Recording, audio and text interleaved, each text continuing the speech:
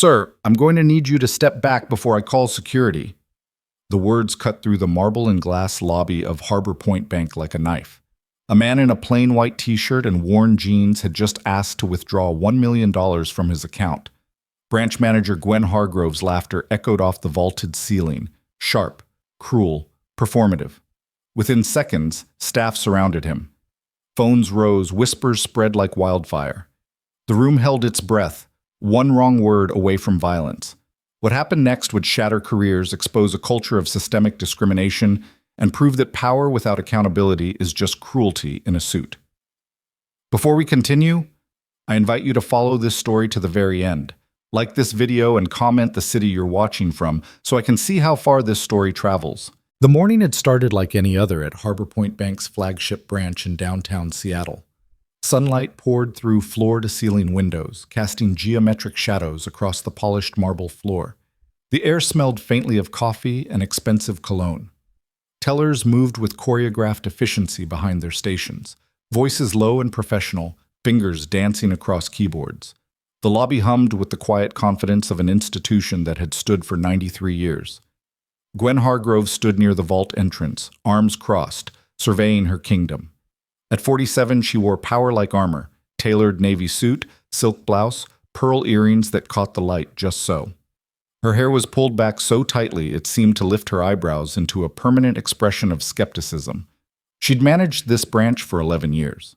In that time, she'd built a reputation for ruthless efficiency, zero tolerance for nonsense, and an uncanny ability to spot trouble before it walked through the door.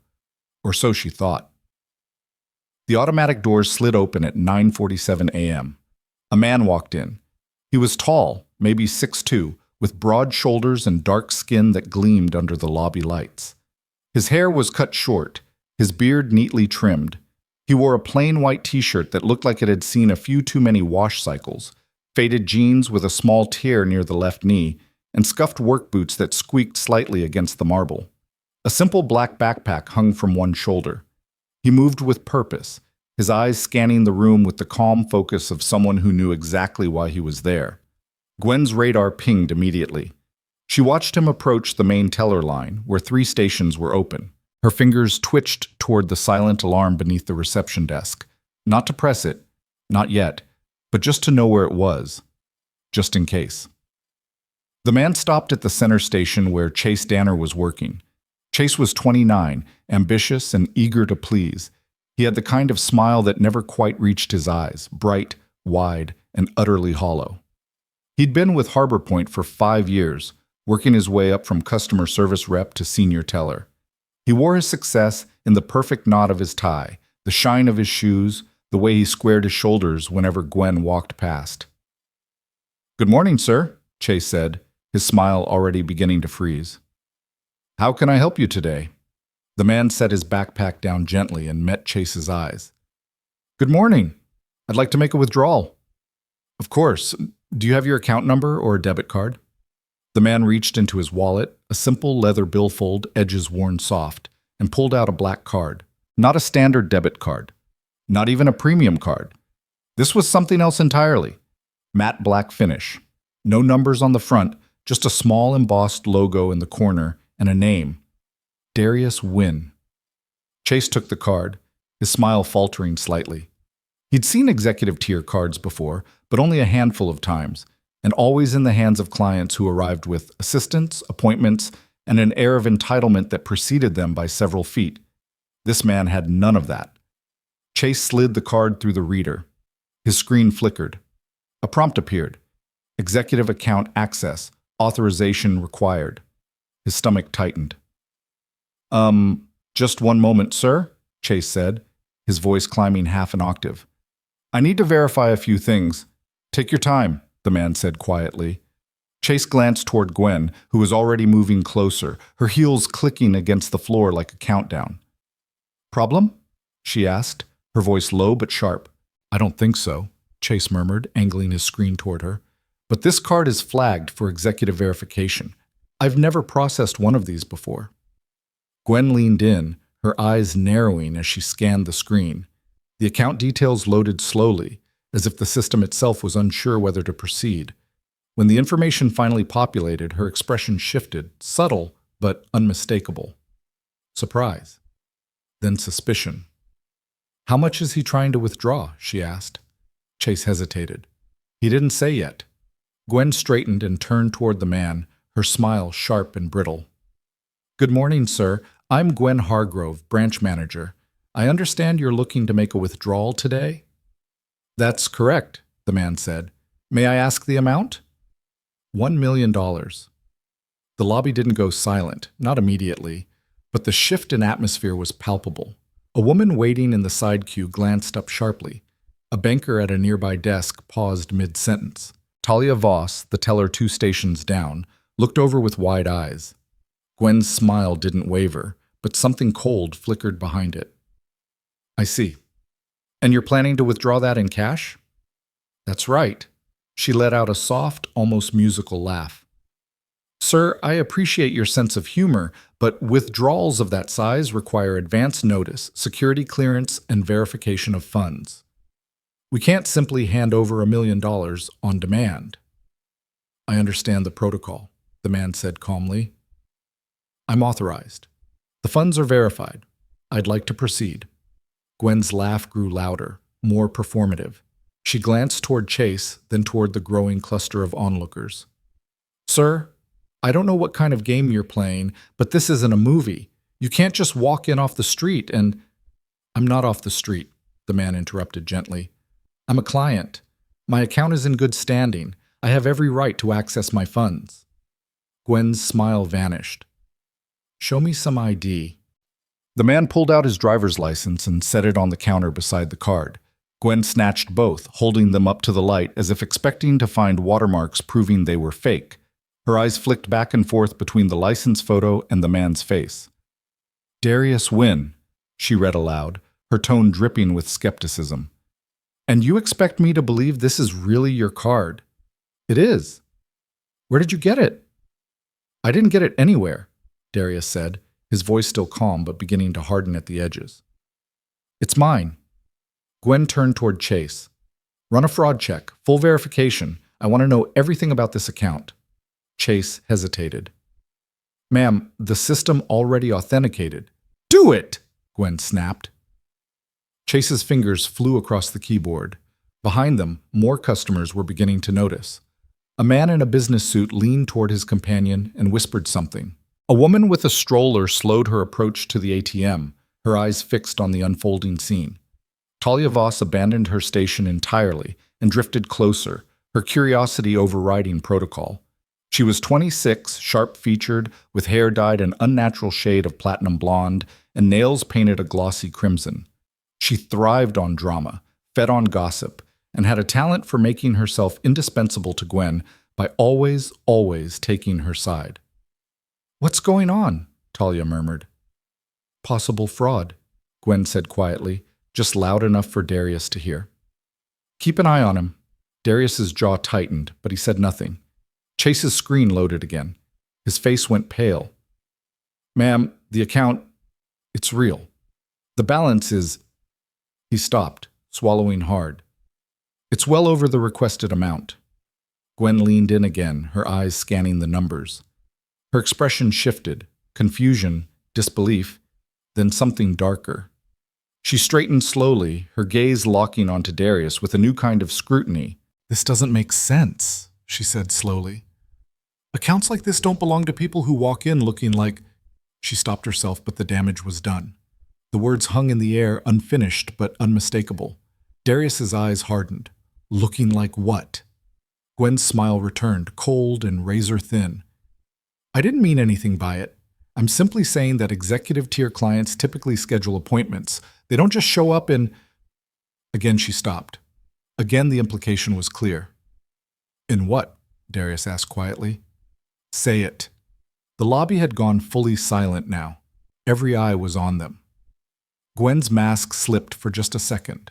Annoyance, frustration, the flash of someone who'd been challenged and didn't like it. "I'm trying to protect this institution, sir. If you have a problem with that, you're welcome to file a complaint." "I don't need to file a complaint," Darius said. "I need you to process my withdrawal. Not until we verify that this card wasn't stolen." It wasn't. Then you won't mind waiting while we confirm that. I've already been confirmed by your system, twice. Gwen turned toward Talia. Lock the card. Talia blinked. What? You heard me? Lock it. Flag it as suspicious activity. We're not processing anything until we get confirmation from corporate. Ma'am, I don't think... Chase began. Do it, Gwen ordered. Talia reached across Chase's station, grabbed the black card, and slid it into her drawer. She locked it with a sharp metallic click. Darius stared at her, disbelief flickering across his face. You just stole my card.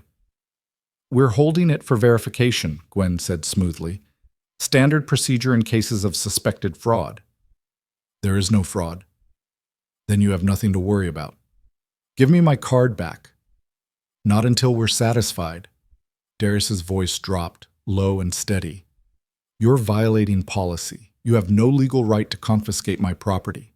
I have every right to protect this bank, Gwen shot back. From the side of the lobby, a voice cut through the tension. Actually, you don't. Everyone turned. A young woman stood near the customer service desk, her arms crossed, her expression a mixture of shock and anger. She was petite, maybe 5'3", with short black hair and sharp, intelligent eyes behind thin-framed glasses. Her name tag read Nina Park, Customer Relations Specialist. Nina was 24, barely 2 years into her career at Harbor Point, and already exhausted by what she'd seen. She'd watched Gwen dismiss complaints, ignore red flags, and bend rules whenever it suited her narrative. She'd kept her head down, afraid of becoming a target herself. But this was different. Nina, this doesn't concern you, Gwen said coldly. Yes, it does, Nina replied, her voice shaking but firm. You're accusing a verified client of fraud without cause. You're holding his card without a warrant or a legal basis. That's not policy. That's discrimination. Gwen's face flushed. Excuse me? You heard me. Get back to your desk. No. Nina stepped closer, her eyes flicking toward Darius. Sir, I apologize. This shouldn't be happening. Darius met her gaze and nodded once, silently. Gwen's voice turned venomous. Nina, if you say one more word, you're suspended. Then suspend me, Nina said. But I'm not going to stand here and watch you humiliate someone because of how they're dressed. The lobby erupted in murmurs. Phones came out. A woman near the back raised her device, recording. Gwen's control was slipping, and she knew it. She turned back toward Darius, her voice rising. Sir, I'm going to have to ask you to leave. I'm not leaving without my card, Darius said. Then I'm calling security. Call them. Gwen pulled out her phone and dialed. Her voice was clipped, professional, performative. Yes, this is Gwen Hargrove at Harbor Point downtown. I need security to escort a disruptive individual from the premises. Possible fraud case. Yes, immediately. Darius didn't move. He stood perfectly still, his eyes locked on Gwen, his expression unreadable. Nina's hands trembled, but she didn't back down. She pulled out her own phone and began typing furiously, documenting, recording, sending messages to colleagues she trusted. Talia smirked, leaning against the counter. This is going to be good. Chase looked like he wanted to disappear into the floor. And in the back of the lobby, near the marble column, a man in a gray blazer watched the whole scene unfold with sharp, calculating eyes. His name was Miles Garner, a freelance journalist who'd been waiting for a business loan consultation. He pulled out his phone, opened his live stream app, and hit record. You're not going to believe what I'm watching right now, Miles whispered into the camera. Harbor Point Bank, downtown Seattle. A black man just asked for $1 million withdrawal, and the manager is treating him like a criminal. This is live. This is happening. The stream counter climbed, 10 viewers, 50, 100. Darius noticed the phones. He didn't react, didn't smile, didn't flinch. He simply stood there waiting. Gwen saw them too. Her jaw tightened. Put those phones away. Recording is not permitted without consent. Public space, Miles called out. First Amendment. Gwen's face turned scarlet. Security! The glass doors opened. 2 uniformed guards stepped inside, one older, broad-shouldered, with a resigned expression, the other younger, wiry, eager. What's the situation? The older guard asked. Gwen pointed at Darius. This man is refusing to leave. I believe he's attempting fraud. I need him removed. The younger guard stepped forward. Sir, you need to come with us. Darius didn't move. I'm a customer. I have every right to be here. Not if you're causing a disturbance. I'm not causing anything. I asked for a withdrawal. She refused and stole my card. We didn't steal anything, Gwen snapped. We're holding it for verification. That's theft, Nina said loudly. Gwen whirled on her. You're done. Pack your things. Fine, Nina said, but I'm filing a report with HR and the State Banking Commission, and I'm copying every person in this building. Miles's stream viewer count hit 500. The older guard sighed. Ma'am, maybe we should just remove him, Gwen commanded. Now. The younger guard reached for Darius's arm. Darius stepped back, his voice calm but laced with steel. Don't touch me. Sir, you need to comply. I'm not going anywhere until I get my card back and my withdrawal is processed. Gwen's voice cracked like a whip. Chase, flag his account. Lock it down. Suspected fraud, attempted theft, disruptive behavior. Chase's hands froze over the keyboard. Ma'am, Do it! Chase's face crumpled. He typed slowly, reluctantly, each keystroke a betrayal. And then, from somewhere near the ATM bay, another voice rang out. Strong, clear, furious. What the hell is wrong with you people? A woman in a sleek charcoal suit strode forward, her heels striking the marble like gavels. She was in her early 30s, with auburn hair pulled into a high ponytail and eyes that could cut glass. Her name tag read Brooke Caldwell, External Relations. She wasn't supposed to be there. She was a consultant, hired by corporate to assess branch performance. She'd been observing quietly from the side, taking notes, watching the staff interact with customers. Now, she was done observing. I've been standing here for 20 minutes, Brooke said, her voice trembling with barely controlled rage.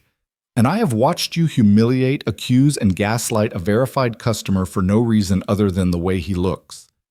Gwen's face went white. Miss Caldwell, this is an internal matter.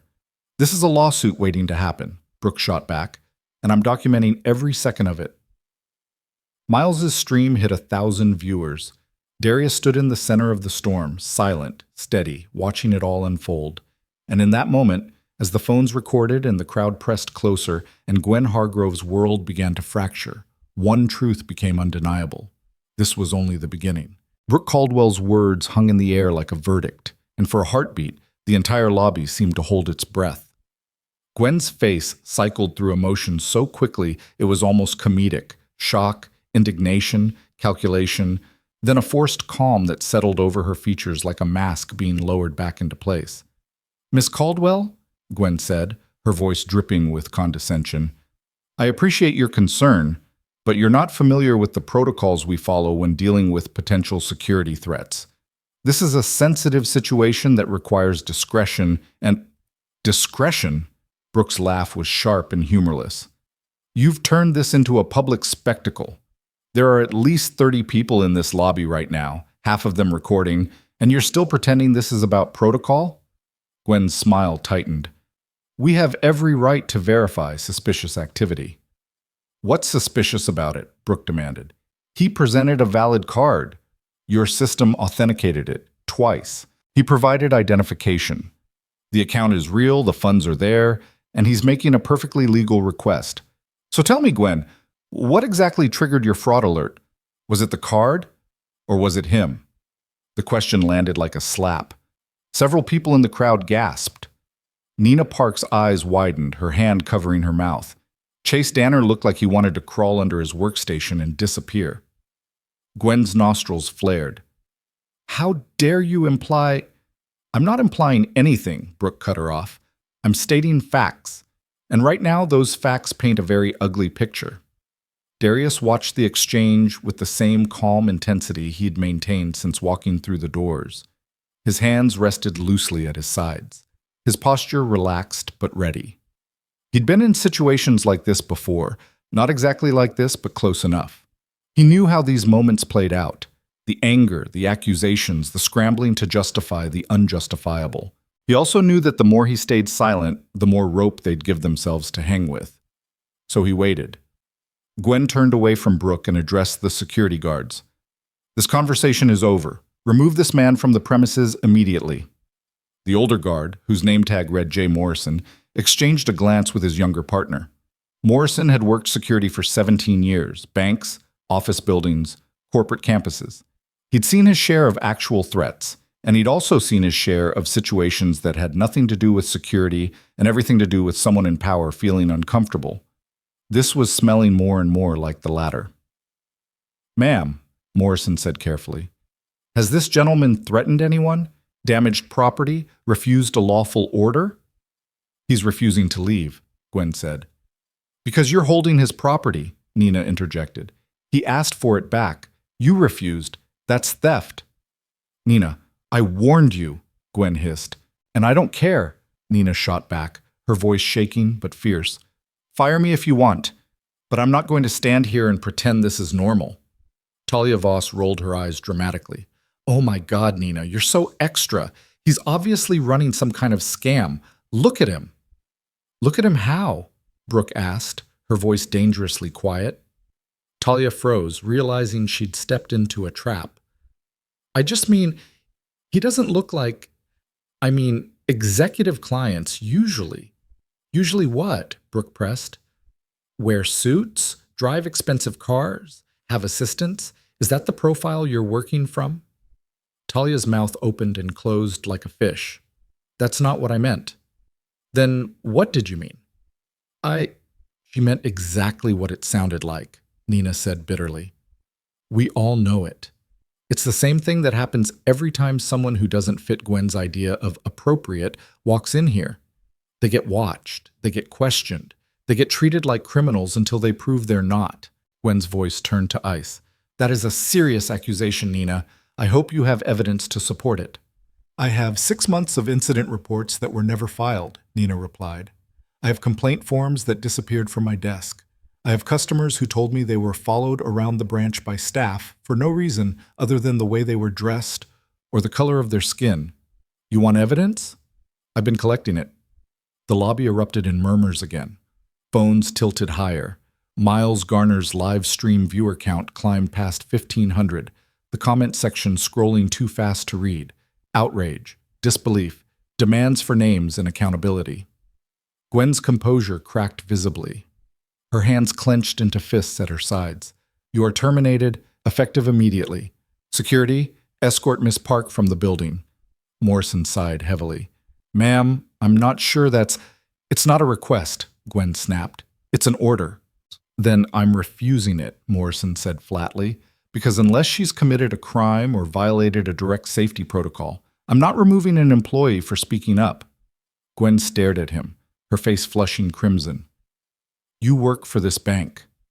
"I work for the security company contracted by this bank," Morrison corrected, "and my job is to protect people and property, not enforce personal vendettas." The younger guard, whose tag read K. Phillips, looked between Morrison and Gwen, clearly uncertain whose authority to follow. Phillips was 23, fresh out of a community college criminal justice program, and desperate to prove himself. He wanted to do the right thing. He just wasn't sure what that was anymore. Gwen turned her fury back toward Darius. "Fine. If security won't do their job, I'll handle this myself." She pulled out her phone again and dialed a number, her voice sharp and clipped. "This is Gwen Hargrove, branch manager at Harbor Point downtown. I need police assistance. We have an individual refusing to leave the premises, suspected fraud, possible identity theft. Yes, I'll hold." Darius's expression didn't change, but something flickered in his eyes. Not fear, not anger, just a cold, calculated awareness. He'd reached the point of no return. The moment the police arrived, this would escalate beyond repair. But he also knew that backing down now would validate everything Gwen had done, would send a message that humiliation was an acceptable cost of doing business while black. So he stood his ground. Brooke stepped closer to Gwen, lowering her voice but not enough to keep others from hearing. "You're making a mistake, a career-ending mistake. When corporate finds out you called the police on a verified account holder..." "Corporate will back me up," Gwen interrupted. "They always do." Brooke's smile was grim. "Not this time." And why is that? Because I've already sent them the footage. Gwen's face went pale. Brooke held up her phone, screen facing outward. On it was a video timestamp, a recording indicator, and a progress bar showing an upload to the cloud at 98% complete. Every word, every action, documented and filed. I've copied legal, HR, compliance, and the Executive Oversight Committee. This isn't going away quietly, Gwen. Gwen's hand trembled slightly as she held the phone to her ear, waiting for the police dispatcher to return. Her voice, when she spoke again, had lost some of its earlier confidence. I'm doing what's necessary to protect this institution. You're protecting your ego, Brooke said, and it's going to cost you everything. Chase Danner finally found his voice, though it came out as barely more than a whisper. Ma'am, maybe we should just process the withdrawal. The system already cleared him. We could verify the amount, schedule the cash delivery, and— No, Gwen said sharply. Absolutely not. But if the account is legitimate— I said no. Chase's face crumpled. He looked toward Darius, guilt written across every feature. I'm sorry, he mouthed silently. Darius gave him a single nod. He understood. Chase was just following orders, caught between his conscience and his fear of consequences. Darius had seen that look before, on the faces of people who knew something was wrong but didn't have the courage to stop it. Nina, on the other hand, had found her courage. She stepped around the counter, moving closer to Darius, her voice loud enough for everyone to hear. Sir, I want you to know that what's happening here is not representative of everyone who works at this bank. Some of us actually care about doing the right thing. I appreciate that, Darius said quietly. And I want to formally apologize on behalf of any staff member with integrity, Nina continued. You deserve better than this, Talia scoffed. You're such a kiss-ass, Nina. And you're a coward, Nina shot back. You see what's happening, and you go along with it because it's easier than standing up. I'm protecting the bank. You're protecting yourself. The argument was escalating, voices rising, when the automatic doors slid open again and two Seattle Police Department officers stepped inside. One was a woman in her 40s, stocky and serious, with graying hair pulled into a tight bun. Her name tag read Officer L. Hernandez. The other was a man in his early 30s, tall and lean, with watchful eyes that scanned the room immediately. His tag read Officer M. Pruitt. Hernandez approached Gwen. You called about a disturbance? Gwen straightened, her authority reasserting itself now that law enforcement had arrived. Yes, officer, that man, she pointed directly at Darius, is attempting to commit fraud. He's presented a card that we believe is stolen, he's demanding access to funds that don't belong to him, and he's refusing to leave when asked. Pruitt's eyes flicked to Darius, taking in his calm demeanor, his stillness, the absence of any threatening behavior. Then he looked at the crowd, the phones, the tension vibrating through the room like a plucked string. Sir, Hernandez said, addressing Darius, can you tell me your side of this? I came in to make a withdrawal, Darius said evenly. I presented my card and identification. The system authenticated both. The manager refused to process my request, accused me of fraud without evidence, confiscated my card, and ordered me to leave. Is your card in the system as valid? Pruitt asked. Yes.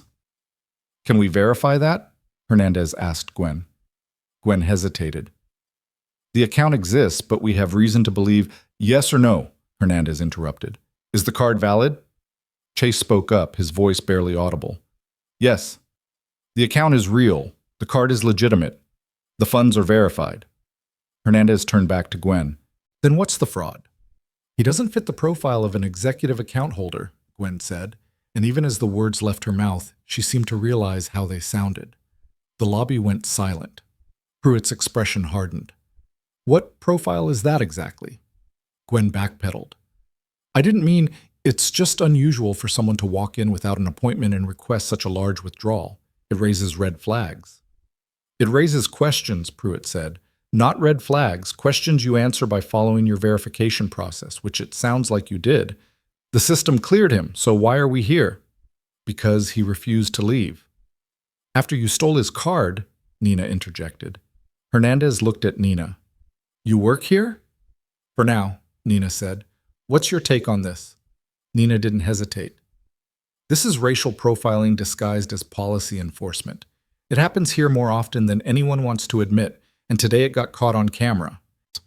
Hernandez glanced at the phones around the room, the recording lights, the crowd pressing closer. She turned back to Gwen. "Ma'am, I need you to return this man's card. I can't do that until we've completed our internal review." "You don't have a legal basis to hold it," Pruitt said. "He's presented valid identification. Your system authenticated the card. There's no evidence of fraud.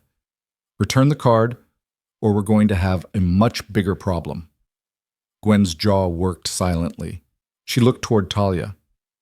"Give him the card." Talia's eyes widened. "But you said, give him the card." Talia unlocked her drawer with shaking hands, pulled out the black card, and set it on the counter as if it might explode. Darius stepped forward, picked it up, and slipped it back into his wallet without a word. Hernandez addressed him. "Sir, do you still want to file a complaint?" "Yes," Darius said. "Against the bank or the manager?" "Both." Gwen's face went ashen. Pruitt pulled out a small notepad. "Can you walk me through exactly what happened, start to finish?" Darius recounted the events with calm precision. Every request, every refusal, every accusation. As he spoke, several people in the crowd nodded, corroborating his account. Miles Garner stepped forward, holding up his phone. "I've got most of it on live stream," Miles said. 1,800 people watching right now. Want me to send you the link?" Pruitt took down the information. Hernandez made notes, and Gwen stood frozen, watching her world collapse in real time. Brooke approached the officers. "I'm a consultant hired by Harbor Point's corporate office. I've documented this entire incident and submitted a formal report to executive leadership. If you need additional testimony or evidence, I'm available." Hernandez nodded. "Appreciate that." Nina stepped forward as well. "I have records of previous incidents that were suppressed or ignored. If it helps build a case, I'll provide everything I have." Gwen finally found her voice. "You're all overreacting. This was a simple misunderstanding." "A misunderstanding?" Nina's voice cracked with disbelief. "You called him a thief. You stole his card. You called the police on him. What part of that was a misunderstanding?" "I was following protocol." "No," Brooke said coldly. "You were following bias. And now it's documented, witnessed, and reported. There's no spinning this." The automatic doors opened again, and a man in a dark gray suit strode in, his expression thunderous. He was in his mid-50s, with silver hair and sharp features that radiated authority. His name was Richard Vasquez, Regional Director of Operations for Harbor Point Bank. He'd received Brooks' report 11 minutes ago. He'd watched the live stream for 3 minutes, and he'd made a single phone call to corporate before getting in his car and driving straight to the branch. "Gwen," he said, his voice deadly quiet. "My office. Now." Gwen's face crumpled. "Richard, I can explain." "Not here, not now." Vasquez turned to the officers. "Gentlemen, I apologize on behalf of Harbor Point Bank. We will cooperate fully with any investigation and take immediate corrective action." Hernandez nodded. "Appreciated." Vasquez then turned to Darius. "Sir, I don't know your name yet, but I want to personally apologize for what you've experienced here today. This is unacceptable, and it will be addressed." Darius met his gaze evenly. "My name is Darius Wynn." Vasquez's eyes widened slightly. Recognition flickered across his face, followed by something close to panic. "Mr. Wynn, He stopped, clearly recalculating everything. "I'll need to make a call." He stepped aside, pulling out his phone, his fingers moving rapidly across the screen. Gwen watched him, confusion warring with dread. Chase leaned toward Talia. "Do you know who that is?" Talia shook her head. "Should I?" "I don't know," Chase whispered. "But Vasquez looks like he's about to have a heart attack." Nina pulled out her phone and searched the name. Her eyes went wide. She grabbed Chase's arm. "Oh my God!" "What?" Nina turned her screen toward him. On it was a Forbes article from 6 months ago. Darius Wynn, the quiet architect behind Lighthouse Financial Holdings. Chase's face drained of color. "No." "Yes." Lighthouse Financial Holdings was the parent company of Harbor Point Bank. Darius Wynn wasn't just a client. He was the founder, majority shareholder, and CEO of the entity that owned the very institution that had just humiliated him. Chase's hands began to shake. Talia, reading over his shoulder, went pale. Even Gwen, watching Vasquez's increasingly frantic phone conversation, seemed to sense that something had shifted, something catastrophic. Vasquez ended the call and walked back toward Darius, his expression a mixture of respect and absolute mortification. Mr. Wynn, I've just spoken with the board chairman. He's requested an emergency meeting and asked that you join via conference call if you're willing. Darius's expression remained unreadable. I'll consider it. Vasquez nodded. In the meantime, I want to assure you that this branch will undergo a full audit, and anyone involved in today's incident will face immediate review. Gwen's voice was barely a whisper. Richard, what's going on? Vasquez didn't look at her. You're suspended, effective immediately, pending investigation. Suspended? For what?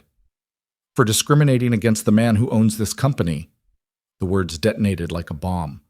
Gwen staggered backward, her hand clutching the counter for support. Chase looked like he might vomit. Talia's crimson nails dug into her palms, and Darius simply stood there, calm and patient, as the truth finally, devastatingly, sank in. The words seemed to echo in the vast marble lobby long after Vasquez had spoken them, reverberating off the vaulted ceiling and settling into the stunned silence like fallout. Gwen's hand remained clutched to the counter, her knuckles bone white, her breath coming in shallow, rapid gasps. Around her the world had narrowed to a pinpoint, Vasquez's grim expression, Darius's impassive face, the phone still recording, the crowd pressing closer, hungry for every detail of her unraveling. Chase Danner felt his legs go weak. He sank slowly into his chair, the black executive card still visible on his screen, the authorization codes he'd questioned now glowing like an indictment. He'd flagged the account. He'd run fraud checks on his own CEO. The magnitude of his mistake crashed over him in waves, each one pulling him further under. Talia Voss stood frozen, her mouth half open, a sound caught somewhere in her throat that might have been a denial or a plea, but never quite made it out. Her fingers still tingled from where she'd grabbed the card, locked it away, treated him like a common criminal. The realization was suffocating. Nina Park felt something entirely different. Not vindication exactly, though there was a flicker of that. Mostly it was a bone-deep exhaustion mixed with relief, the feeling of finally being heard after months of shouting into a void. She'd known something was fundamentally broken in the way this branch operated. She just hadn't known how to prove it until today, when the system's cruelty had finally chosen the wrong target. Miles Garner's live stream viewer count had exploded past 3,000. The comment section was a wildfire of outrage, shock, and demands for accountability. He kept his phone steady, his voice low and urgent as he narrated the scene. You're watching history, people. The CEO of Lighthouse Financial just got racially profiled at his own bank. This is not a drill. This is not clickbait. This is happening live. Brooke Caldwell stood with her arms crossed, her expression carved from stone, every muscle in her body screaming with the effort of remaining professional when what she wanted to do was scream. She'd been hired to assess operational efficiency, customer satisfaction metrics, compliance adherence. What she'd found instead was a culture of systemic bias so deeply embedded that people like Gwen didn't even recognize it as bias. They called it intuition, experience, protocol. Officer Hernandez exchanged a glance with Officer Pruitt. They'd responded to hundreds of calls like this, disturbances, disputes, trespassing complaints, and over the years, they'd developed a sense for when something wasn't quite what it seemed. This was one of those times. The escalation had been too quick, the accusations too thin, the defensiveness too sharp. And now, with the truth out in the open, the whole thing felt less like a security issue and more like a reckoning. Richard Vasquez ran a hand through his silver hair, his mind already racing through the logistical nightmare that was about to consume the next 72 hours. Emergency board meetings, legal reviews, PR damage control, internal investigations, terminations, lawsuits. He'd been with Harbor Point for 19 years, climbed from branch manager to regional director, and in all that time he'd never faced anything quite like this. He'd dealt with embezzlement, fraud rings, even a hostage situation once. But this was different. This was a mirror being held up to the institution itself, and the reflection was damning. He turned to Darius, keeping his voice low and respectful. Mr. Wynn, I understand if you want nothing to do with this branch or this conversation right now, but if you're willing, I'd like to discuss next steps privately. Darius considered him for a long moment. Vasquez seemed sincere. Shaken, yes, but genuinely horrified by what had transpired. That was something. Not enough, but something. I'm not going anywhere, Darius said quietly. Not until this is resolved. Vasquez nodded. Understood. Would you be willing to step into the conference room? Just you, me, and Miss Caldwell, if she's agreeable. Brooke inclined her head. I'll join. Darius glanced toward Nina. Her too. Vasquez blinked. Miss Park? She's the only person in this building who had the integrity to speak up, Darius said. She should be part of this conversation. Nina's eyes widened, a flush creeping up her neck. Yes. Of course. Thank you. Gwen finally found her voice, though it came out strangled and desperate. Richard, please. You can't just suspend me without a proper investigation. I was following procedure. I was protecting the bank's interests. Vasquez turned to her, and for the first time since he'd arrived, his expression shifted from professional neutrality to something colder, harder. You humiliated a customer based on assumptions. You weaponized policy to justify bias. You escalated a routine transaction into a criminal accusation. And you did all of this in front of witnesses, on camera, to a man who happens to be the CEO of the company that employs you. He paused, letting the words sink in. If anything, suspension is generous. Gwen's face crumpled. I didn't know. That's the problem, Vasquez said quietly. It shouldn't have mattered who he was. Every customer deserves the same respect, the same benefit of the doubt, the same professional courtesy. The fact that you only care now because of his title tells me everything I need to know. Tears welled in Gwen's eyes, but she blinked them back furiously, her pride still fighting even as everything collapsed around her. This isn't fair. Fair? Nina's voice cut through the lobby like a blade. You want to talk about fair? How about the elderly black woman you had followed around the branch last month because you thought she looked suspicious? She was a retired school teacher trying to deposit her pension check. Or the Latino teenager you refused to open an account for because you decided he must be involved in gangs, even though he had a job offer letter and a reference from his employer. Or the Middle Eastern couple you kept asking for additional documentation that you never require from anyone else. Fair, Gwen. You wouldn't know fair if it bit you. The lobby erupted in murmurs again. Several people nodded. One woman near the back called out, I was questioned for 20 minutes about where I got my paycheck. They treated me like I stole it. Another voice joined in. They made me wait an hour to cash a check from my own account. Said it needed verification. I've been banking here for 6 years. The floodgates had opened. Story after story poured out, each one a small cruelty, a casual indignity, a moment of being made to feel less than. Gwen looked around wildly as if searching for an ally, but found none. Even Chase and Talia had stepped away from her, distancing themselves from the blast radius. Vasquez raised his hands, trying to restore order. I hear you, all of you, and I promise you every single complaint will be documented and investigated. But right now, I need to ask everyone to remain calm while we sort this out. Officer Hernandez stepped forward. We're going to need formal statements from anyone who wants to file a complaint. You can do that here or at the precinct. We'll also be requesting security footage from the bank. Vasquez nodded. You'll have full cooperation. Pruitt turned to Darius. Mr. Wynn, do you want to press charges? Darius was silent for a moment, weighing the question. Pressing charges would mean lawsuits, depositions, media scrutiny, a prolonged legal battle that would consume months or years. But not pressing charges would send a different message, that this behavior could be swept under the rug, forgiven, forgotten. I want accountability, Darius said finally. If that means charges, then yes. But more than that, I want systemic change. I want to know how this happened, why it was allowed to happen, and what's going to be done to make sure it never happens again. Hernandez made a note. We'll coordinate with your legal team. Vasquez gestured toward the hallway leading to the conference rooms. Mr. Wynn, whenever you're ready. Darius nodded and followed, with Brooke and Nina falling into step behind him. As they walked away from the lobby, the crowd began to disperse slightly, though many remained talking in hushed, urgent tones, phones still out, still recording, still bearing witness. Gwen stood alone near the teller line, her suspension a scarlet letter she couldn't yet fully comprehend. Talia and Chase hovered nearby, their faces pale, their futures suddenly uncertain. Morrison, the older security guard, approached Gwen quietly. "Ma'am, I'm going to need your badge and access card." Gwen stared at him, uncomprehending. "What?" "You've been suspended.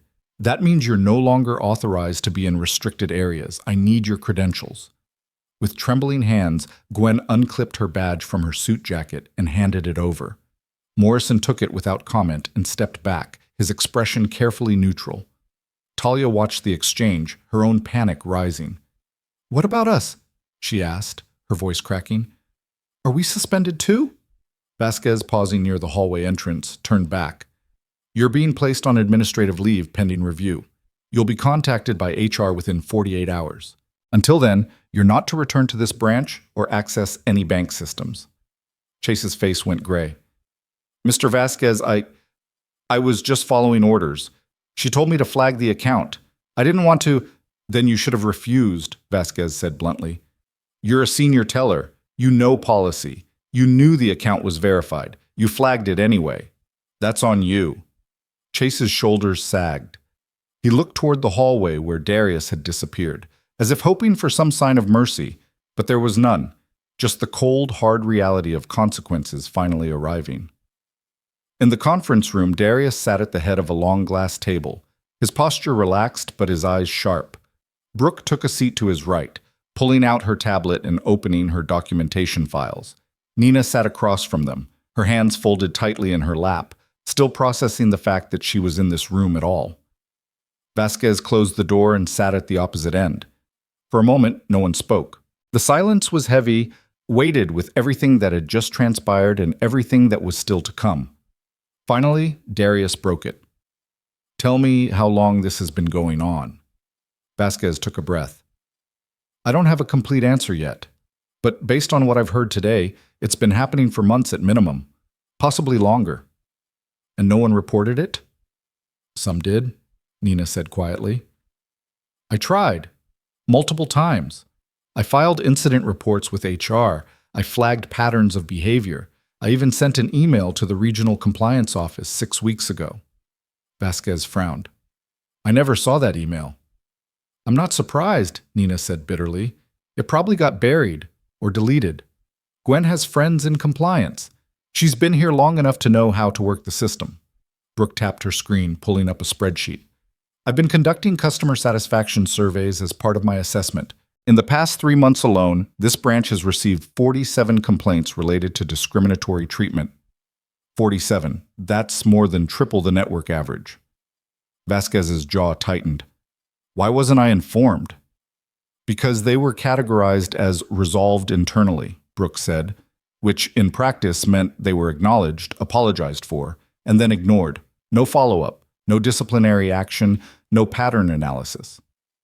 Darius leaned back in his chair, his fingers steepled. "So what we witnessed today wasn't an isolated incident. It was standard operating procedure." "It appears so," Vasquez admitted, the words clearly difficult for him. "And that's unacceptable." "Unacceptable doesn't fix it," Darius said quietly. "What's your plan?" Vasquez met his gaze. "Full internal audit. Every transaction, every complaint, every employee interaction over the past 12 months. Anyone found to have engaged in discriminatory practices will be terminated immediately. No warnings, no second chances. We'll also implement mandatory bias training, overhaul our complaint process to include external oversight, and establish a direct reporting line to my office for anyone who feels they've been treated unfairly."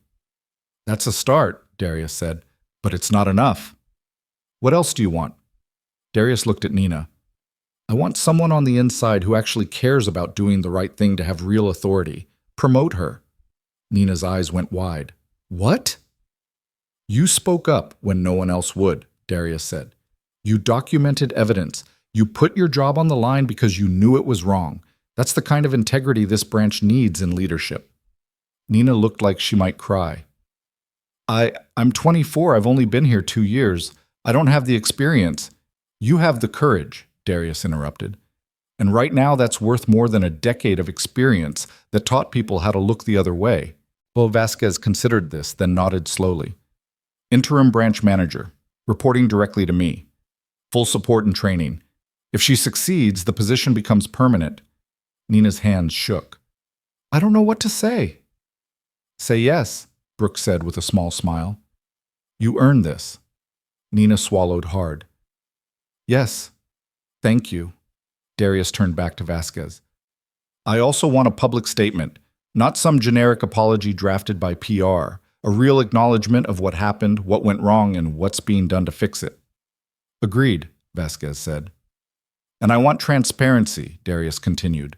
Monthly reports on complaint resolution, demographic breakdowns of customer treatment, third-party audits. This branch doesn't get to hide anymore. Done. And finally, Darius said, his voice hardening slightly, I want everyone involved in today's incident held accountable, not just Gwen. Everyone who participated, everyone who stayed silent, everyone who enabled this culture. I want terminations. I want public records. And I want it understood that this behavior will never be tolerated again. Vasquez nodded gravely. You have my word. Brooke glanced at her tablet. I should mention that the live stream has now been picked up by 3 news outlets. By tomorrow morning, this is going to be national news. Darius absorbed this without visible reaction. Then we need to get ahead of it. Vasquez, I want that statement drafted tonight and released first thing tomorrow. No waiting for the news cycle to control the narrative. I'll have it on your desk by midnight, Vasquez promised. There was a knock at the door. Officer Hernandez poked her head in. Mr. Wynn, we finished taking preliminary statements. Do you have time to give yours?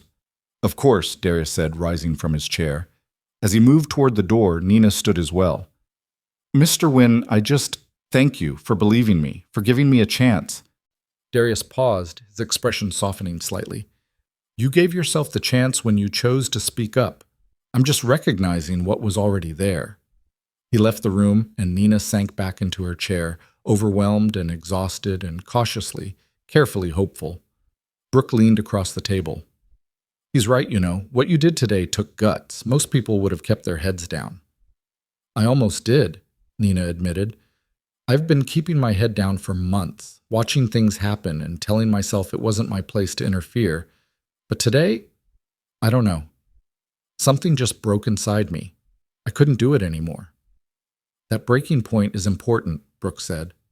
Hold on to it, because you're going to need it in the weeks ahead. This branch is going to resist change.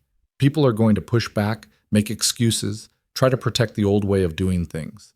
You're going to have to be willing to break things again. Nina nodded slowly.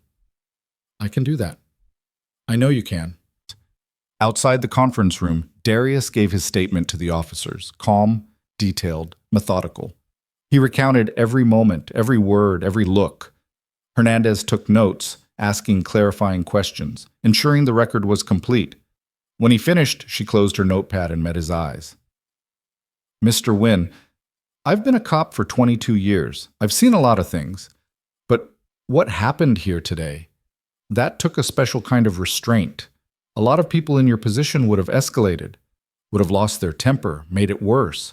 You kept your cool, let them dig their own graves, and documented everything. That was smart. It wasn't about being smart, Darius said quietly. It was about survival.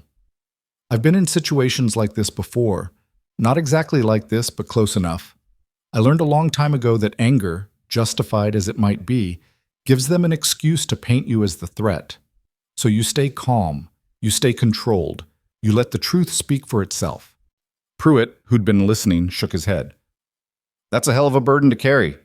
It is, Darius agreed, but it's the reality. Hernandez handed him a business card. If you need anything else, or if there are any developments, call me directly. Darius pocketed the card. Thank you. As the officers left, Miles Garner approached, his phone still recording. Mr. Wynn, I'm Miles Garner, freelance journalist. I've been streaming this whole thing. Do you have any comment for the public? Darius looked directly into the camera. What happened here today shouldn't happen to anyone. It doesn't matter if you're a CEO or a cashier, if you're wearing a suit or jeans. Everyone deserves to be treated with dignity and respect. The fact that it took my identity being revealed for people to care is exactly the problem we need to fix." Miles nodded. "What do you hope comes out of this?" "Real change," Darius said simply. "Not performative gestures or diversity training that gets forgotten in a week. I want systemic reform. I want accountability. And I want every person who's ever been made to feel less than in a place like this to know that their experiences matter, their voices matter, and they deserve better." The live stream viewer count hit 5,000. The comments section exploded with support, outrage, and calls for justice. Miles lowered his phone slightly. "Thank you for that." Darius inclined his head and turned back toward the lobby, where the aftermath was still unfolding. Customers were still giving statements. Staff members huddled in corners, whispering anxiously. The marble floor that had gleamed so perfectly that morning now felt stained, tainted by everything that had transpired. Gwen sat alone on a bench near the entrance, her badge gone, her authority stripped, her future uncertain. She watched Darius cross the lobby, and for a moment their eyes met. She opened her mouth as if to speak, but no words came. What could she say? Sorry felt inadequate. An explanation felt like an excuse. So she said nothing, and Darius walked past her without acknowledgement, because some things couldn't be undone with apologies. Chase and Talia had already left, escorted out by security, their workstations dark, their screens locked. The branch felt hollow now, echoing with the ghosts of every small cruelty, every casual bias, every moment someone had been made to feel invisible. Vasquez emerged from the conference room, his phone pressed to his ear, his voice low and urgent as he coordinated the response. Legal, PR, HR, all the machinery of crisis management grinding into motion. And through it all, Darius stood in the center of the lobby, calm and watchful, a man who had walked in asking for what was rightfully his and had instead exposed something far deeper, far uglier, far more important. The truth was out now, documented, witnessed, undeniable, and there was no putting it back. The sun had shifted by the time the last of the customers filed out of the branch, their statements given, their phones full of footage that would ripple across social media for days to come. The lobby felt different now, emptier, colder, as if the building itself understood that something fundamental had broken within its walls. Darius remained near the marble column where Miles had first started streaming, his eyes tracking the movements of staff who avoided his gaze, their heads down, their steps hurried. Vasquez ended his phone call and approached, his expression drawn. "The board wants to speak with you. Conference call in 30 minutes. They're requesting your presence via video." "Requesting or demanding?" Darius asked. "Requesting," Vasquez said carefully. "But I'd characterize it as a strong request." Darius checked his watch. "I'll join, but I want Nina and Brooke on the call as well." Vasquez hesitated. "The board may not be comfortable with—" "Then they can be uncomfortable," Darius said flatly. "Those two women are the only reason this didn't get swept under the rug. They deserve to be part of the conversation." "Understood." Vasquez nodded and stepped away to make arrangements. Brooke emerged from the conference room, her tablet clutched against her chest, her expression troubled. "We have a problem." Darius turned toward her. "Which one?" "I've been going through the complaint database while we were waiting," Brooke said. "Nina was right. Dozens of reports were filed over the past year. But here's what's interesting. They weren't just ignored. They were actively suppressed. Someone with administrative access went into the system and recategorized them from unresolved discrimination complaints to customer service feedback, addressed. That changed how they were tracked, how they were escalated, whether they triggered compliance reviews. Who had that level of access? Darius asked. Branch managers and regional compliance officers, Brooke said. I pulled the audit logs. Gwen recategorized 17 complaints herself, but another 23 were recategorized by someone in the regional compliance office. Darius's eyes narrowed. Name? Brooke pulled up the log on her tablet and turned the screen toward him. The name read, Kenneth Braddock, Senior Compliance Officer, Pacific Northwest Region. I know him, Vasquez said quietly, having returned in time to hear the revelation. He's been with the company for 12 years. Good reputation, no red flags. Until now, Darius said. Get him on the phone. I want to know why he was burying complaints. Vasquez pulled out his phone, his fingers moving quickly. After a moment, he frowned. Straight to voicemail. Try his office line. Vasquez dialed again. This time, a voice answered. A secretary, polite and professional. Mr. Braddock's office. This is Richard Vasquez, regional director. I need to speak with Kenneth immediately. There was a pause. I'm sorry, Mr. Vasquez, but Mr. Braddock left for the day about an hour ago. He said he wasn't feeling well. Vasquez's expression darkened. Did he say when he'd be back? He didn't specify. Should I have him call you when he returns? Yes, and tell him it's urgent. Vasquez ended the call and looked at Darius. He left right around the time the live stream started gaining traction. Convenient, Brooke murmured. Very, Darius agreed. He pulled out his own phone and dialed a number. It rang twice before a crisp, efficient voice answered. Win Legal, this is Patricia. Patricia, it's Darius. I need you to pull everything we have on Harbor Point Bank's compliance division. Personnel files, audit records, complaint histories, everything. Focus on Kenneth Braddock, Senior Compliance Officer. I want to know his tenure, his performance reviews, any disciplinary actions, and every complaint that crossed his desk in the past 2 years. How quickly do you need it? Within the hour. Consider it done. Darius ended the call and turned back to Vasquez. If Braddock was systematically burying complaints, he didn't do it alone. Someone higher up either knew or should have known. Vasquez's face was grim. You think this goes beyond the branch level? I don't think it, Darius said. I know it. A pattern this consistent doesn't happen in isolation. It's cultural, and culture flows from the top. Nina appeared in the doorway of the conference room, her face pale.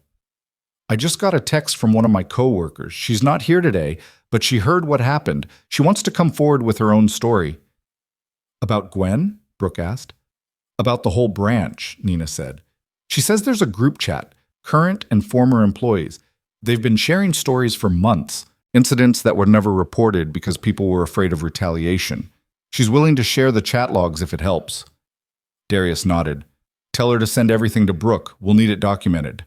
Nina stepped away, her fingers flying across her phone screen. Vasquez ran a hand over his face, the weight of the situation settling over him like a physical burden. This is going to get worse before it gets better. Good, Darius said quietly. It should. Things that are broken don't heal until you expose the infection. A chime sounded from Vasquez's phone, a calendar alert. Board call in 5 minutes. The video link is ready in the conference room. The three of them, Darius, Brooke, and Nina, filed into the glass-walled conference room.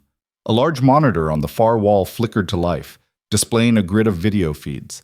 6 faces appeared, each in their own square, each wearing expressions ranging from concerned to outright hostile. At the center was Chairman Walter Dennison, 72 years old, silver-haired, and sharp-eyed. He'd been on the board since before Darius founded Lighthouse Financial, back when Harbor Point was an independent regional bank struggling to stay solvent. Darius, Dennison said, his voice carrying the weight of authority and thinly veiled frustration. We've been monitoring the situation. I have to say, this is not how I expected to spend my Thursday afternoon. Nor I, Darius replied evenly. Another board member leaned forward, Caroline Dreyfus, former federal prosecutor, known for her no-nonsense approach. Can you walk us through exactly what happened? We've seen the live stream footage, but we'd like to hear your account directly.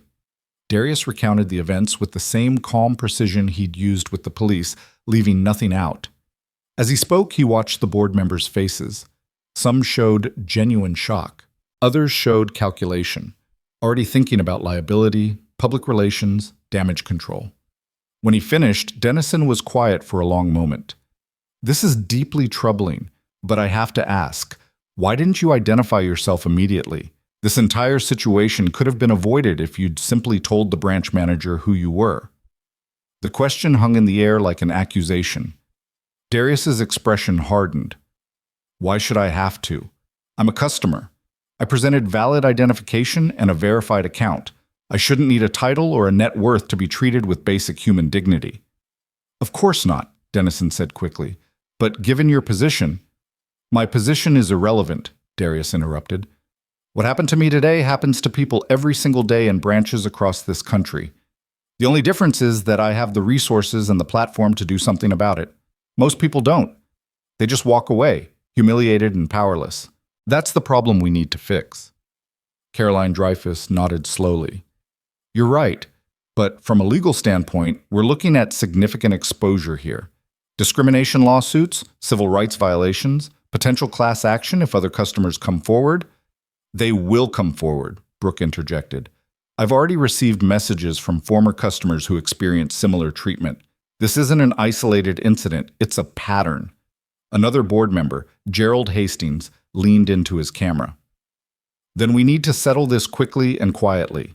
Offer compensation, non-disclosure agreements, move on before this becomes a media circus. It's already a media circus, Nina said, her voice steady despite her nervousness.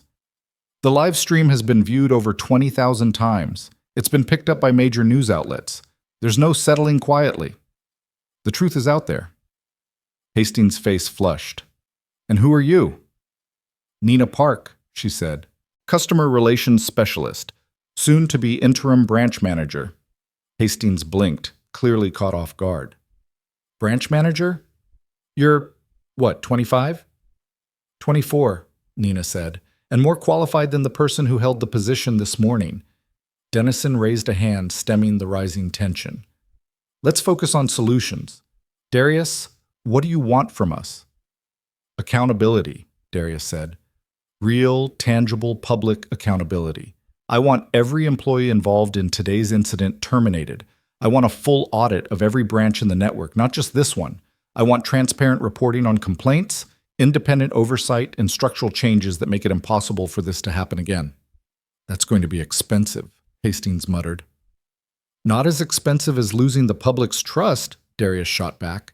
Not as expensive as a class action lawsuit, and not as expensive as what it costs the people who've been discriminated against and had nowhere to turn.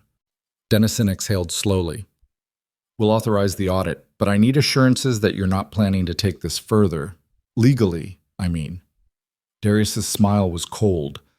I'm the majority shareholder of the parent company, Walter. I don't need to sue.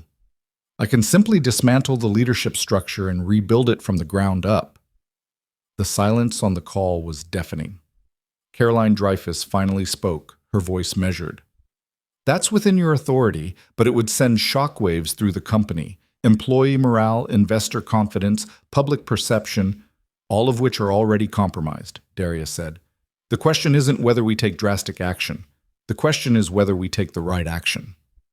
Vasquez, who'd been standing just outside the camera frame, stepped into view. If I may, the situation on the ground is evolving rapidly. We've already identified systemic issues in the complaint handling process. Kenneth Braddock, our senior compliance officer, has been implicated in suppressing reports. He's currently unreachable. We need to move quickly before more evidence disappears. Dennison's expression shifted from frustration to alarm. Braddock is involved? We have audit logs showing he recategorized nearly 24 discrimination complaints to avoid triggering compliance reviews, Brooke said, her tablet held up to the camera. I can send you the documentation right now. Do it, Dennison ordered. As Brooke sent the files, another board member spoke up. Marcus Chen, a venture capitalist with holdings across multiple industries. I've been reviewing the live stream comments. Public sentiment is overwhelmingly on Darius's side. But there's also growing anger toward the institution as a whole. If we don't get ahead of this narrative, we're going to see boycotts, protests, maybe even regulatory intervention. Then we issue a statement, Hastings said. Apologize, announce reforms, move on. It can't be that simple, Darius said. People are tired of empty apologies. They want proof. They want consequences. Dennison leaned back in his chair, his fingers steepled. What would you consider sufficient consequences? Darius looked at Nina, then at Brooke, then back at the screen. Gwen Hargrove, Chase Danner, and Talia Voss are terminated immediately, with cause. No severance, no references. Kenneth Braddock is placed on immediate suspension pending investigation. If the audit confirms his involvement, he's terminated as well. Every complaint that was suppressed or recategorized is reopened and independently reviewed. Customers who were wronged receive direct outreach and compensation. And we establish an independent ombudsman office outside the company's direct control, where employees and customers can report discrimination without fear of retaliation. The board members exchanged glances. Caroline Dreyfus spoke first. That's aggressive, but it's defensible. We can frame it as taking decisive action to root out systemic problems. Hastings looked unconvinced. It's also going to be a PR nightmare in the short term. Admitting that we had systemic problems.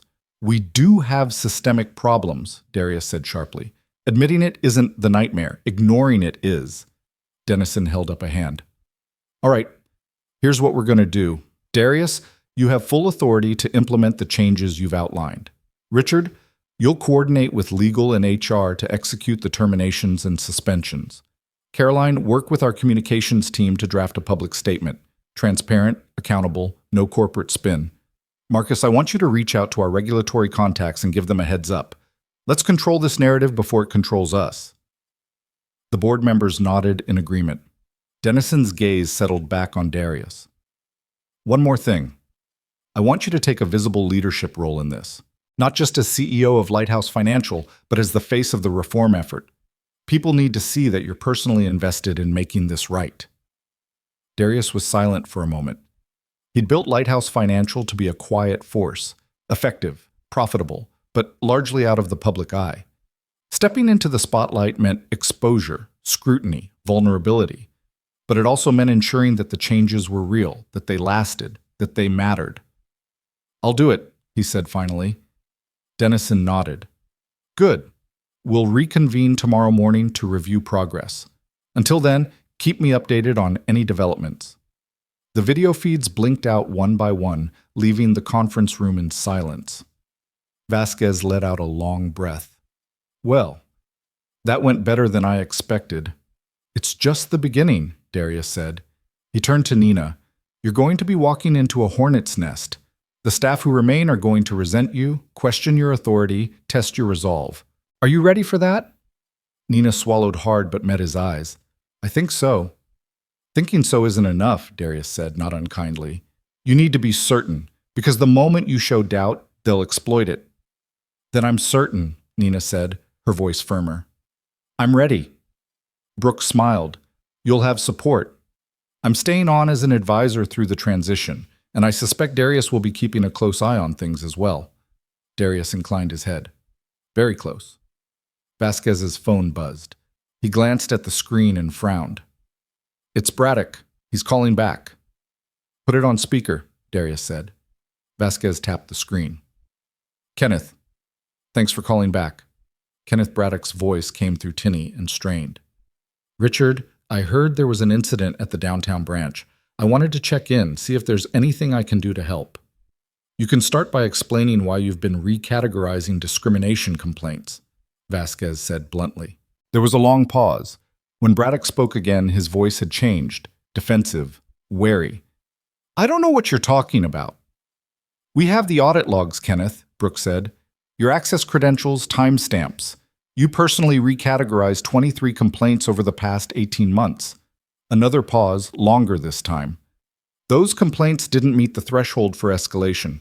I was following protocol. Protocol requires documentation and justification, Darius said, his voice cutting through the speaker like a blade. You provided neither. You simply buried them. Who is this? Braddock stammered. Darius Wynn. The silence that followed was absolute. Finally, Braddock's voice returned, shaky and desperate. Mr. Wynn, I can explain. There were budget constraints, resource limitations. We couldn't investigate every complaint. I had to prioritize. You prioritized making problems disappear, Darius said. That's not compliance, that's complicity. Well, I was trying to protect the company's reputation. You were protecting your own job, Brooke said coldly. Because if those complaints had been properly escalated, the pattern would have been obvious. Audits would have been triggered, heads would have rolled, including possibly yours. Braddock's breathing was audible over the line, quick and shallow. What happens now? You're suspended, effective immediately, Vasquez said. Pending a full investigation. If the evidence supports what we've found so far, you'll be terminated, and we'll be referring the matter to the State Banking Commission. You can't do this, Braddock said, panic creeping into his voice. I have 20 years with this company. I have a family, a mortgage. You can't just... I can, Darius said quietly, and I will. Because 20 years of service doesn't excuse 20 years of looking the other way. The line went dead. Vasquez set his phone down slowly. He'll lawyer up. Let him, Darius said. We have the evidence, and more importantly, we have the will to see this through. Brooke glanced at her watch. It's almost 5. The evening news cycle is about to hit. We should monitor coverage, see how the story's being framed. Nina pulled out her phone and navigated to a local news site. The headline was already live. CEO racially profiled at his own bank. Shocking video goes viral. She clicked the article. The video embedded at the top was Miles's live stream, edited down to the most damning moments. Gwen's laughter, the confiscation of the card, the police being called. Below it, a statement from Harbor Point Bank's corporate communications team. We are aware of an incident at our downtown Seattle branch and are conducting a thorough investigation. We do not tolerate discrimination in any form and are committed to ensuring all customers are treated with dignity and respect. Typical corporate non-apology, Brooke muttered. We'll do better, Darius said. Our statement goes out tomorrow morning, and it will say exactly what happened, exactly what we're doing about it, and exactly who's being held accountable. Nina scrolled further down the article. The comments section was a firestorm. Thousands of responses, most expressing outrage, many sharing their own stories of being mistreated at banks, stores, restaurants. The anger was palpable, raw, and entirely justified. This is bigger than one branch, Nina said quietly. People are connecting this to their own experiences. It's like we opened a door and everyone's been waiting to walk through it. That's exactly what happened, Darius said. And we can't close it now. We have to walk through it with them. Vasquez's phone buzzed again. Another call, this time from the legal department. He stepped out to take it, leaving Darius, Brooke, and Nina alone in the conference room. For a moment, no one spoke. The adrenaline that had sustained them through the confrontation, the revelations, the board call was beginning to ebb, leaving exhaustion in its wake. Nina broke the silence. Can I ask you something? Darius nodded. Why did you stay calm? She asked. When Gwen was laughing at you, when they took your card, when they called the police, you never lost your temper. How? Darius was quiet for a long moment, his eyes distant. Because I learned a long time ago that anger, justified, righteous anger, gets weaponized against you. You raise your voice and suddenly you're aggressive. You defend yourself and suddenly you're threatening. So you stay calm. You document. You let them reveal who they are while you control who you are. But doesn't that get exhausting? Nina asked. Always having to be the calm one, the controlled one, the one who has to prove you're not a threat? Yes, Darius said simply. It's exhausting. It's unfair. And it's the reality. But here's the thing. Staying calm doesn't mean accepting what happened. It means surviving it long enough to do something about it. Nina nodded slowly, absorbing the weight of his words. Brooke leaned forward. For what it's worth, what you did today, both of you, is going to change things. Not just here, but everywhere people see this story. You showed them what courage looks like, what accountability looks like. That matters. Darius met her eyes. It only matters if we follow through. We will, Brooke said. I promise you that. Vasquez returned, his expression grim. Legal just got wind of something. A former employee from this branch reached out to a plaintiff's attorney about a class action lawsuit.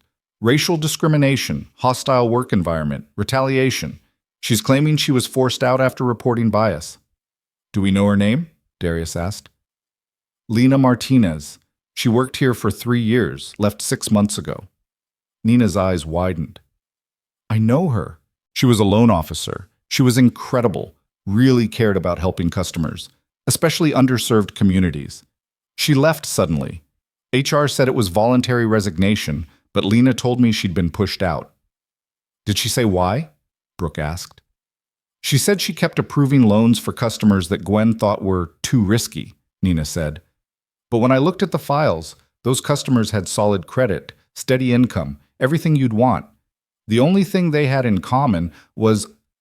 She stopped, the implication clear. They didn't fit Gwen's profile, Darius finished. Nina nodded. Vasquez rubbed his temples. If Martinez files a class action and other former employees join, this could drag on for years. Then we settle with her directly, Darius said. Full compensation for lost wages, a public acknowledgement that she was right, and a guarantee that she'll never face retaliation if she chooses to return. You'd bring her back? Vasquez asked, surprised. If she wants to come back, yes, Darius said. We need people like her, people who care more about doing right than keeping their heads down. Brooke made a note. I'll reach out to her attorney, frame it as a good faith effort to make things right. The sun had fully set by the time they finally left the conference room. The branch was dark now, the lobby empty except for the security guard stationed near the entrance. Morrison nodded to them as they passed. Long day, Morrison said. Long day, Darius agreed. Outside, the Seattle evening was cool and damp, the streetlights casting long shadows across the sidewalk. A few pedestrians passed by, oblivious to the drama that had unfolded just hours earlier behind those glass walls. Darius paused on the sidewalk, looking back at the building. From the outside, it looked the same as it had that morning, imposing, professional, solid. But he knew better now, knew that beneath the polished surface was rot, hidden in recategorized complaints and silenced voices and a culture that valued appearances over accountability. But that was going to change. Starting tomorrow, the real work would begin. The morning light filtered through the floor-to-ceiling windows of Darius's office on the 32nd floor of the Lighthouse Financial Tower, casting geometric patterns across the sleek mahogany desk. He'd been awake since 4, reading through the preliminary audit reports that had flooded his inbox overnight. The scope of the problem was worse than he'd imagined. The downtown Seattle branch wasn't an outlier. It was a symptom of a disease that had metastasized throughout the entire network. His phone buzzed. A message from Vasquez. Statement ready for your review, legal approved. PR wants to soften some language. I told them no. Darius smiled grimly and opened the attached document. The statement was direct, unflinching, and exactly what was needed. No corporate euphemisms, no deflection, just truth. He made 2 minor edits for clarity and sent it back with a single word. Approved. At 6:45, the statement went live across every platform. Harbor Point's website, social media channels, press releases to major news outlets. Within minutes, his phone began ringing. News producers, journalists, analysts, all wanting interviews, comments, clarification. He ignored them all. The statement spoke for itself. By 7:30, the story had exploded. Every major network led with it. The New York Times ran a front-page analysis. Cable news talking heads debated the implications. Social media was a wildfire of reactions, praise, skepticism, demands for more, accusations of performative activism. But beneath the noise, something else was building, a sense that maybe, just maybe, this time would be different. Nina Park arrived at the downtown branch at 7:45, her hands trembling slightly as she swiped her new access card. The locks clicked open and she stepped inside, the lobby eerily quiet in the early morning light. She'd barely slept, her mind racing through everything she needed to do, everyone she needed to talk to, all the ways this could go wrong. But she was here, and she wasn't backing down. The first staff member arrived at 8, a teller named Marcus who'd worked at the branch for 6 years. He stopped short when he saw Nina standing behind the manager's desk, her name placard already in place. Nina? His confusion was evident. What are you doing there? I'm the new branch manager, she said, keeping her voice steady. Interim, for now, but permanent if I don't screw this up. Marcus blinked. What happened to Gwen? She was terminated yesterday, along with Chase and Talia. The color drained from Marcus's face. Terminated? All 3 of them? Yes, for discriminatory conduct and violation of company policy. Marcus sank into a nearby chair. I heard there was an incident, but I didn't realize it was that serious. It was, Nina said quietly. And it's been serious for a long time. We just finally did something about it. Other staff members began trickling in, some who'd heard rumors, others who knew nothing beyond vague whispers. Nina called a mandatory meeting for 8:30 in the conference room. As people filed in, she could feel the tension, the uncertainty, the fear of what was coming next. When everyone was seated, Nina stood at the head of the table. 18 faces looked back at her, some curious, some hostile, some carefully neutral. I'm not going to sugarcoat this, Nina began. Yesterday, something happened in this branch that should never happen anywhere. A customer, a verified, legitimate customer, was profiled, humiliated, accused of fraud, and had the police called on him, all because of assumptions based on his appearance. That customer was Darius Wynn, the CEO of Lighthouse Financial, our parent company. Gasps rippled through the room. Several people pulled out their phones, frantically searching. Others sat frozen, processing the implications. But here's the thing, Nina continued. It shouldn't have mattered who he was. What happened to him was wrong, period. And the fact that it happened here means we have a systemic problem, a culture problem, and that's what we're going to fix. A woman near the back, Sarah, a senior teller, raised her hand. What does that mean for us? Are we all under investigation? There's going to be a full audit of this branch and every branch in the network, Nina said. But this isn't a witch hunt. If you've been doing your job with integrity, treating customers fairly, following policy without bias, you have nothing to worry about.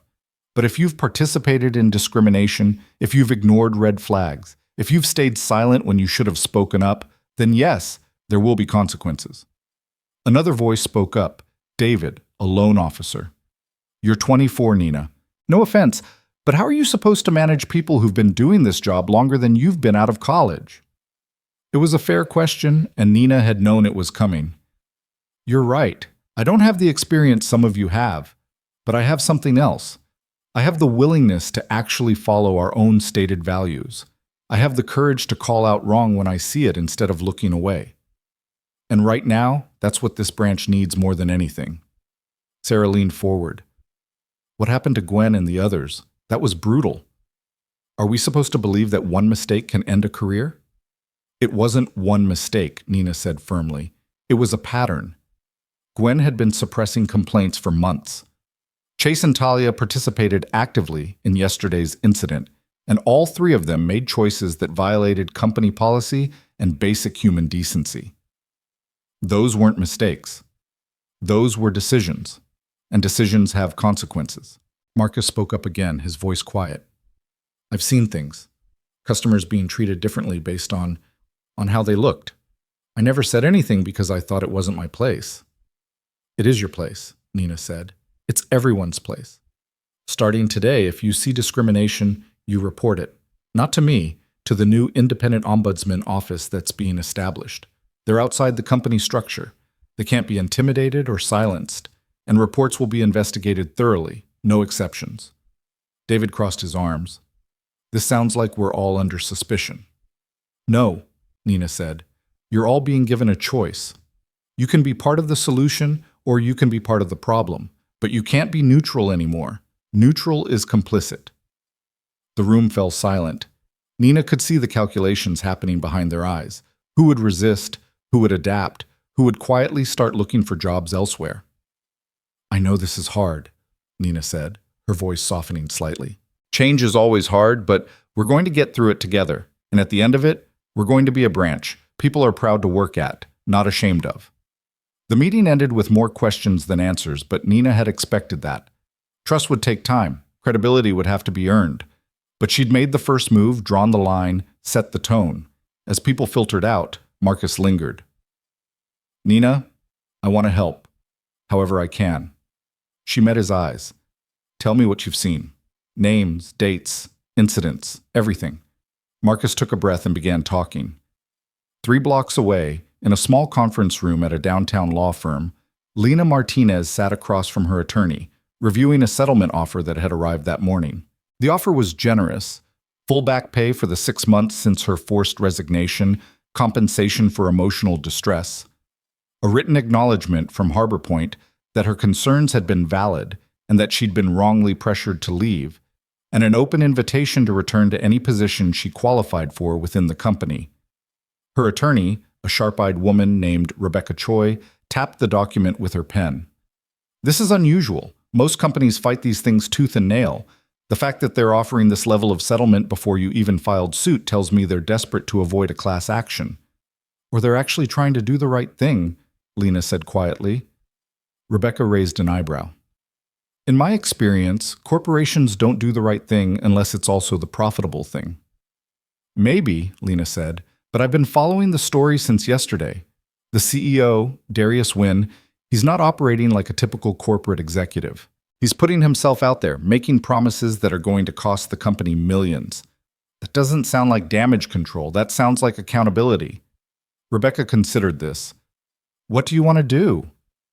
Lena looked at the settlement offer, then at the termination letter she'd received 6 months ago, then at her hands.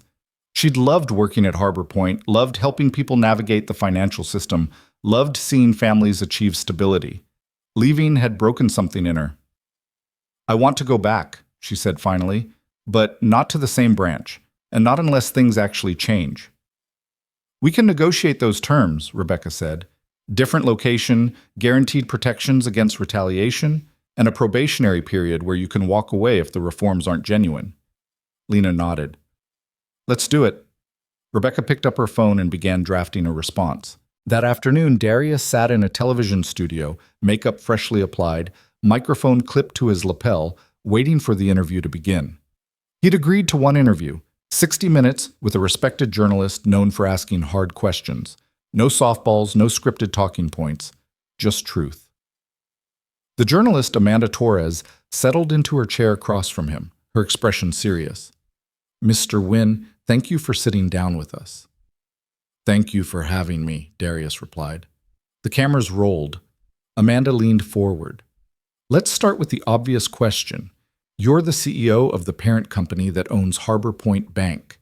You could have walked into any branch in the country and been treated like royalty. Why did you choose to go in as an ordinary customer? Because I wanted to see how ordinary customers are treated, Darius said. And I got my answer.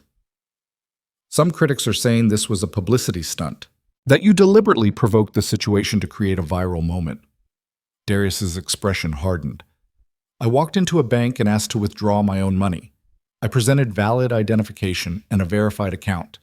The idea that doing those things could be considered provocative says everything about the problem we're trying to fix. Amanda nodded. Fair point. But you're a sophisticated businessman. You know how optics work. You know that showing up in jeans and a t-shirt would trigger certain assumptions. Should it? Darius asked. Should what I'm wearing determine whether I'm treated with dignity? Should my net worth be visible on my clothing for me to access basic services? Because if that's the standard we're operating under, we have a much bigger problem than one bad branch manager. Amanda shifted gears. Let's talk about the response. You've terminated 3 employees, suspended a compliance officer, launched a network-wide audit, and committed to sweeping reforms. Some employees are calling this an overreaction. What do you say to that? I'd ask them to watch the video, Darius said flatly. Watch me be laughed at, accused, have my property confiscated, have the police called on me, and then tell me it's an overreaction to hold people accountable for that behavior. But these were employees following what they thought was protocol. They weren't following protocol, Darius interrupted. Protocol requires verification, which the system provided. Protocol doesn't include mockery, assumptions, or escalation to law enforcement when a customer hasn't committed any crime. What they were following was bias, and bias isn't protocol. Amanda paused, letting his words settle. You've received praise from civil rights organizations and criticism from some business groups who say you're creating a hostile work environment by being too aggressive with accountability. How do you respond to that? Darius leaned back slightly.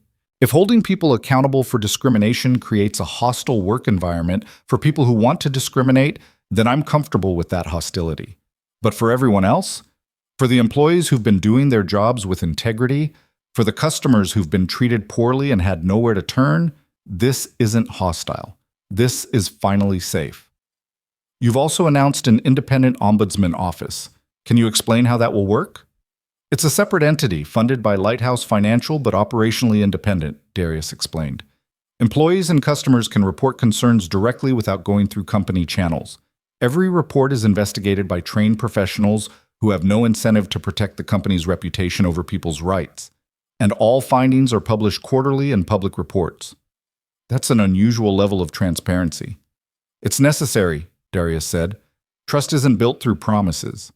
It's built through proof, and we need to prove that we're serious about this. Amanda glanced at her notes. I want to ask you something personal. You stayed remarkably calm during the entire incident. Some people have called you stoic. Others have said you seemed unbothered. But that can't be true. So what were you actually feeling in those moments? Darius was quiet for a long moment. When he spoke, his voice was softer, but no less firm. I was angry, humiliated, exhausted by the reality that in 2025, I still have to prove my humanity before I can access my own money. But I've learned that showing that anger, justified as it is, gives people an excuse to paint you as the aggressor. So I stayed calm. I documented. I let them reveal who they were while I controlled who I was. That's not stoicism, that's survival. The interview continued for another 40 minutes, covering everything from the audit findings to the broader implications for the financial industry to Darius's vision for what accountability actually looks like. By the time it ended, Amanda Torres looked genuinely moved. Off the record, she said as the crew packed up equipment, what you're doing, it matters. Don't let the pushback make you think otherwise. Darius nodded. I appreciate that. 2 weeks later, the audit results were released. The findings were damning. Across the Harbor Point network, over 200 complaints had been improperly categorized or outright buried. Patterns of discriminatory behavior had been identified at 17 branches. 14 managers and compliance officers were implicated in suppression of reports. The cost, both financial and human, was staggering. But the response was equally significant. Every implicated employee was terminated. Every affected customer was contacted directly, offered compensation, and given the opportunity to share their stories in a company-sponsored listening session. The Independent Ombudsman Office was operational, staffed by former civil rights attorneys and community advocates, and the quarterly transparency reports were published online, accessible to anyone. Nina's interim status was made permanent. She'd spent the past 2 weeks rebuilding the downtown branch from the ground up, retraining staff, implementing new protocols, personally meeting with customers who'd had negative experiences. It was exhausting, overwhelming, and the most meaningful work she'd ever done. Lena Martinez returned to Harbor Point, assigned to a different branch with a manager who'd received the highest marks in the audit. On her first day back, she received a handwritten note from Darius. Thank you for having the courage to speak up, even when no one was listening. We're listening now. Miles Garner's live stream had been viewed over 3 million times. He'd since launched a series investigating discrimination in corporate America, partnered with major news networks, and become a leading voice in accountability journalism. He never forgot where it started, in a marble lobby in Seattle, with a camera phone and a man who refused to accept the unacceptable. Brooke Caldwell's consulting contract evolved into a full-time executive position, Chief Accountability Officer for Lighthouse Financial, responsible for ensuring reforms were implemented across all subsidiaries. She took the role seriously, traveling to every branch, conducting surprise audits, and earning a reputation as someone who couldn't be charmed, intimidated, or bought. Kenneth Braddock was terminated after the investigation confirmed he'd systematically suppressed complaints to meet performance metrics tied to operational efficiency. He attempted to sue for wrongful termination, but his case was dismissed when audit logs and testimony from multiple employees corroborated the findings. His career in banking was over. Gwen Hargrove filed for unemployment, which was denied due to termination for cause. She attempted to salvage her reputation through social media, claiming she'd been made a scapegoat, but the video evidence and witness testimony made her claims impossible to defend. She eventually moved out of state, her name permanently linked to one of the most viral incidents of corporate discrimination in recent history. Chase Danner and Talia Voss both found work in other industries, Chase in retail management, Talia in administrative support. Neither returned to banking. Both carried the weight of that Thursday morning, a reminder that complicity has consequences. 6 months after the incident, Darius stood once again in the downtown Seattle branch. But this time, everything was different. The staff greeted customers with genuine warmth. The protocols were clear and fairly applied. The lobby felt lighter somehow, as if a burden had been lifted. Nina approached him, a smile on her face. Mr. Wynn, what brings you in today? Just checking in, Darius said, seeing how things are going. They're good, Nina said, really good. We've had more positive feedback in the past month than the entire previous year. Customers are noticing the difference. And the staff? Some of the old guard left. Couldn't adapt to the new expectations. But the people who stayed, they're committed. And the new hires we've brought in are exceptional. Darius nodded, genuinely pleased. You've done remarkable work here, Nina. I had a lot of help, she said, and a lot of motivation. What happened that day? It could have destroyed this branch. Instead, it rebuilt it. That's the thing about breaking, Darius said quietly. Sometimes you have to break completely before you can rebuild correctly. Nina glanced around the lobby. Do you ever regret it? Going through all of this instead of just, I don't know, handling it quietly? No, Darius said without hesitation, because handling it quietly would have meant nothing changed. The same culture, the same bias, the same people being hurt, just swept under a different rug. This way we forced the conversation. We created accountability, and we proved that change is possible when people refuse to accept the status quo. As Darius left the branch that afternoon, he paused on the sidewalk and looked back at the building. The same glass walls, the same marble floors, the same architectural bones. But the soul of the place had transformed. What had once been a temple to appearances and assumptions was now, slowly, imperfectly, becoming what it should have been all along. A place where people were treated with dignity, regardless of how they looked, where they came from, or what was in their wallet. The story didn't end there, of course. Stories like this never truly end. They ripple outward, touching lives and institutions far beyond their origin point. Other companies watched what happened at Harbor Point and quietly began reviewing their own practices. Other employees found courage in Nina's example and spoke up about injustices they'd witnessed. Other CEOs realized that accountability wasn't just morally right, it was essential. But in the marble lobby of Harbor Point Bank's downtown Seattle branch, where it had all begun on a quiet Thursday morning, something fundamental had shifted. The phones were no longer recording acts of cruelty. The voices were no longer raised in anger or humiliation. The space had become what it was always meant to be, a place of service, respect, and basic human dignity. And that, in the end, was the real victory. Not the viral videos or the corporate reforms or the public statements, important as those were. The real victory was in the quiet moments. A customer walking in and being greeted with respect, an employee speaking up without fear, a system that finally worked the way it was supposed to. Darius Wynn had walked into that bank asking for what was rightfully his. What he'd walked away with was something far more valuable, proof that even the most entrenched systems could change when people refused to accept injustice as inevitable. And across the country, in branches and boardrooms and break rooms, people were watching, learning, and beginning to believe that maybe, just maybe, their voices mattered too. The story of what happened in Seattle became a watershed moment, a line drawn in the sand between the way things had always been and the way things could be. It wasn't perfect, it wasn't easy, and it was far from over, but it was real. And it was proof that accountability, transparency, and human dignity weren't just ideals to aspire to. They were standards to demand, to fight for, to refuse to compromise on.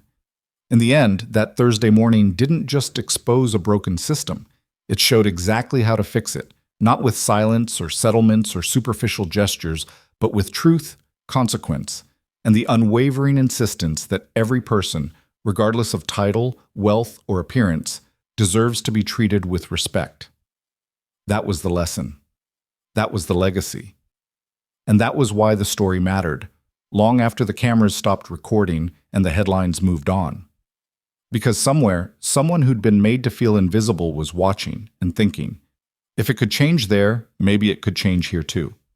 And in that possibility, in that spark of hope and defiance and dignity reclaimed, the real transformation began.